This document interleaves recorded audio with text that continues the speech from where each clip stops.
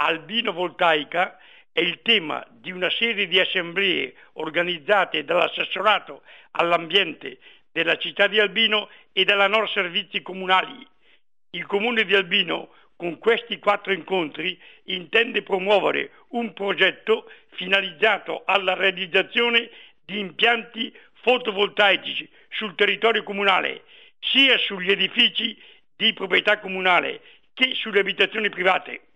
Con questa iniziativa l'amministrazione comunale intende offrire ai propri cittadini la possibilità di avere una soluzione che permetta di soddisfare le esigenze di energia elettrica mediante un impianto fotovoltaico realizzati dalla NOR Servizi Comunali e ceduti in comodato d'uso ai cittadini per 20 anni.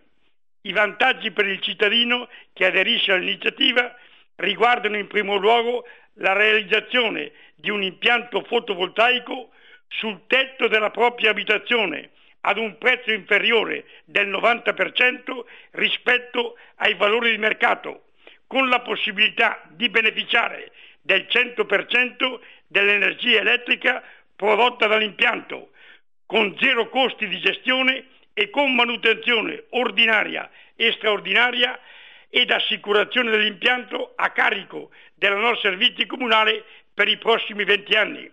Le serate di presentazione del progetto, alle quali saranno presenti il sindaco Luca Carrara, l'assessore all'ambiente Lara Zanga, l'associazione Sotto il Monte Solare e un tecnico progettista di impianti fotovoltaici, si tengono rispettivamente sempre alle ore 20:30, venerdì 9 aprile presso le scuole medie di Desenzano Comenduno, giovedì 15 aprile presso l'auditorium comunale, venerdì 16 aprile presso le scuole elementari di Vallalta e martedì 20 aprile presso le scuole elementari di Mondobetello.